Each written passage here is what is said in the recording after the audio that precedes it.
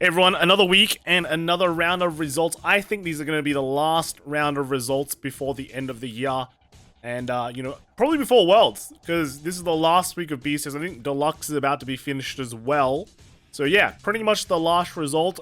But before that, we do have a giveaway with Bushiroad. They're giving a bunch of stuff out. So make sure to check the description. It's going for a week, basically. It ends on December 24, I think 4 p.m. Singapore time.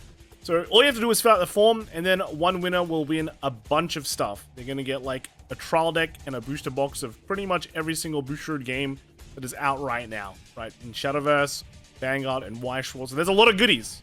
And, all you have to do is fill out a form. You could win, right? You could win. So make sure to do that. But yeah, let's get down to the results. We're going to start off with the Hong Kong Deluxe Finals. This was dominated by Shiranui in the top cut with 4 of them, and then the one Luad, Maigo, and Luhan and Prism. But if you actually look at the top 4, no Shiranui. So that means all of these decks played Shiranui and beat them all, right?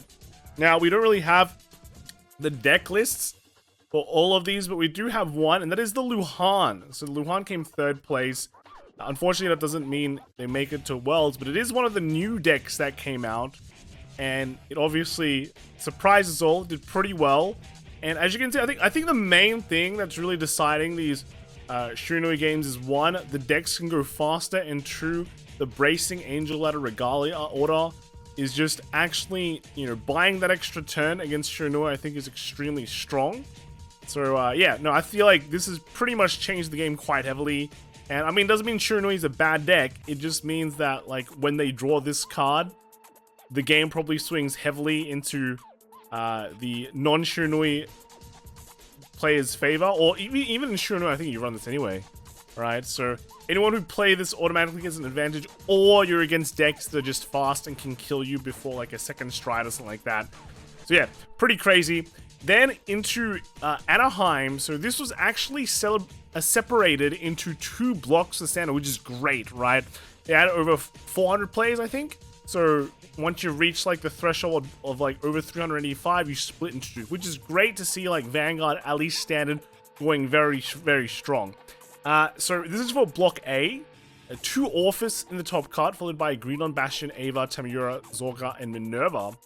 And in the top 4, we have Brandon Ko coming first with the Greedon, Hung Lu coming second with the Bastion, Mark Guijaro with the Ava in 3rd, and 4th was Cody Scott with the Orphis. Now, none of these decks, this is not Set 13 meta yet. Set 13 is out, but because they haven't reached the 2-week threshold, they can't play the Set 13 stuff. So this is like squarely in Set 12. So the meta is going to really change before Worlds. And we're going to take a look at the Ava deck. We're going to zoom in as well. The Ava deck is actually quite interesting because, it got back the Combine Rusher, but it's not really the meta, I guess, where you want to see it. But then again, there's like no more Wallista, which is one of this deck's worst matchups. So you can probably bring it back. This one is running a full Poison in Paradise build. So I know like some people are trying to figure out, do I just run OG Ava with a couple of these? This guy ran 4 of them, right? Just 1 OG Ava with 4 Poison in Paradise, and then the Combine Rushes for the extra rush. We don't have the extra docking card, just because you don't really need the boosts anymore. But we do have the Evergreen Transfer, right? One-off Transfer as the Regardless choice. This is interesting. I mean, like, you can run, like, pretty sure you can run, like, a 4-bit ult to get Obfuscates out. This one isn't even running, like, 4 Obfuscates. It's, like, only 3 OG grade 3 ones and 4 of the front row attackers. That's pretty interesting. Normally, you want 4 of this, right? So, doesn't matter. Came 3rd, right?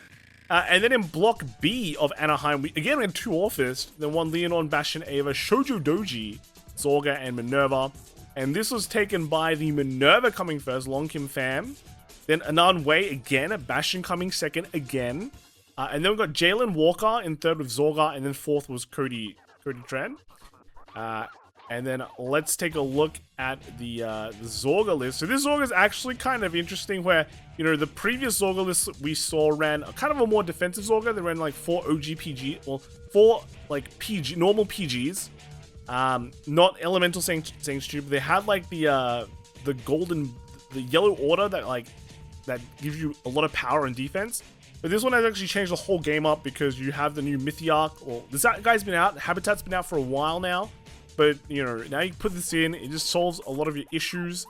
And then this one is also running one extra red Zorga, which is, it's fine, right? Because the Zorga, again, the Zorga mask, like, first skill, or the removal skill, is actually just insane. It's just really, really good. So I can see why you want like extra copies. But just, yeah, the rest of it, I guess, is pretty straightforward. Only 3 roaming prison dragons. Seems a bit...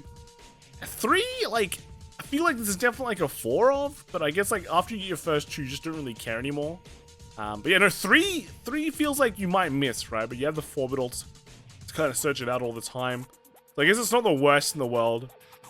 But yeah, Zorga. Apparently, we'll get a lot of buffs, I mean, when we get to 50 decks. And you can run like the Philander or the extra copy. So I do feel like this is something that we might see in the future, even at Worlds. Even with all the Youthbergs and all that running around.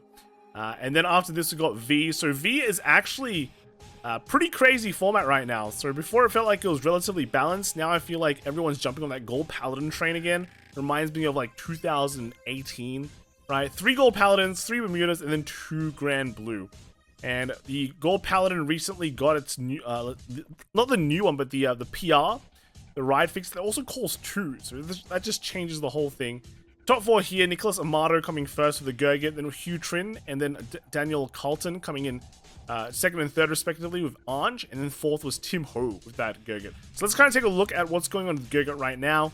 So pretty crazy build, I have to say, this one. Running 1 Ezel, so doesn't look like, are they doing the Superior right up? Yeah, they are, right? So pretty high roll here, just, you know, have like the pieces go into the Ezel quickly, then build some Gurgits after that.